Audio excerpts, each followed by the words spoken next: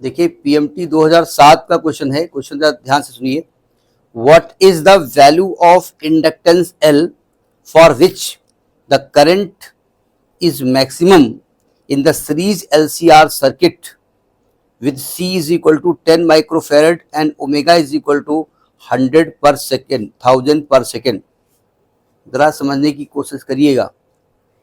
ये आपको L की वैल्यू निकालनी है और कह रहे हैं ये I जो है वो क्या होना चाहिए, यहाँ पर मैक्स होना चाहिए, करंट यहाँ पर मैक्स हो, उस कंडीशन में L की वैल्यू निकालनी है। और C की वैल्यू जो दी है वो दी है 100 माइक्रोफैरड, यानी कि 100 इंटू 10⁻⁻6 फैरड, और ओमेगा की वैल्यू दी हुई है 1000 पर सेकेंड। जरा ओमेगा की यूनिट देख के पहचानिएगा, फिलहाल लिखे दे रहे हैं, अभी हम पहचान नहीं रहे। देखिए एक्चुअली अच्छा ये सर्किट कौन सा है, इन एलसीआर सीरीज सर्किट। देखो ये एलसीआर सर्किट है तो हम जानते हैं आई इज इक्वल टू क्या होता है, वी अपान जेड, यही होता है ना, यानी कि v अपान z बोले तो under root R square plus XL minus XC का होल स्क्वायर, ऐसा बोला है, हम नहीं कह रहे हैं, ये खुद ही कह रहे हैं, ठीक है। अब ये कह रहे हैं कि अच्छा v क्या है, आरएमएस वैल्यू है, आर रेजिस्टेंस है, ये आप जानते हैं, एक्सएल क्या है, एक्सी क्या है। अब ये कह रहे हैं कि current is maximum, current maximum होने के लिए कंडीशन क्या होती है, for maximum current for I max numerator should be minimum, numerator minimum होना चाहिए, पहली चीज, नहीं समझे।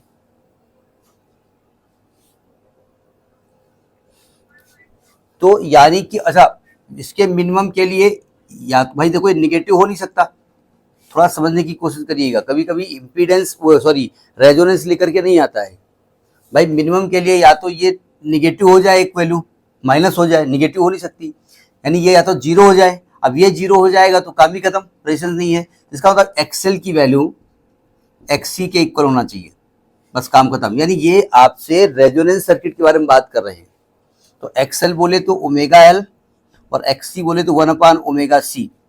तो एल की जो वैल्यू है वो हो जाएगी 1 अपान ओमेगा, ओमेगा इधर ले आओ, ओमेगा स्क्वायर सी। अब यहाँ पर वैल्यू रखने पे ध्यान से समझिएगा, ओमेगा क्या दिया हुआ है, ओमेगा दिया है आपका 1000। जरा एक गड़बड़ है यहाँ पर, हम लिखे तो दे रहे हैं फिलहाल भाई, देखिए इसकी यूनिट सेकेंड इनवर्स है ना, और सेकेंड इनवर्स फ्रीक्वेंसी की होती है।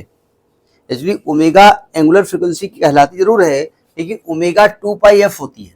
अब चूंकि दिया है इसलिए लिखे दे रहे हैं हम, ठीक है, यूनिट के हिसाब से गलत वैल्यू है, क्योंकि ओमेगा की यूनिट रेडियन पर सेकेंड होती है, समझ में बात नहीं आई। तो ये हो जाएगा आपका 1000 का स्क्वायर, और सी की वैल्यू हो जाएगी, ये 10⁻⁻4 लिख दीजिएगा, तो ये आएगा 1 अपान 10⁻³ का स्क्वायर, 10⁻6 इंटू 10⁻⁻4, 10⁻2, ऊपर जाएगा 10⁻⁻2, यानी 0.01 ये वैल्यू आई है। इसकी यूनिट क्या लिखेंगे, किलोग्राम, 0.01 आएगा, क्या आएगा, एक मिनट 10 देख लो जरा, कुछ गलत हो रहा क्या, 10⁻⁻6, ये 10 माइक्रोफैरड है, ये 10 माइक्रोफैरड है, ठीक है। यहाँ एक जीरो कम हो जाएगा, यहाँ पर -6 यानी माइनस का 5 आने वाला है, ये माइनस का 5 आने वाला है, यानी माइनस का 1 आएगी वैल्यू, 0.1 आएगी, 0 हेनरी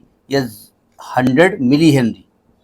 अब ये डिपेंड करता है कि आपके ऑप्शन में क्या दिया हुआ है, ठीक है। मान लिया आपने 0.1 हेनरी निकाल लिया और वहाँ मिली हेनरी में दिया है, तो क्या करोगे, तो ये ध्यान रखिएगा, ठीक है।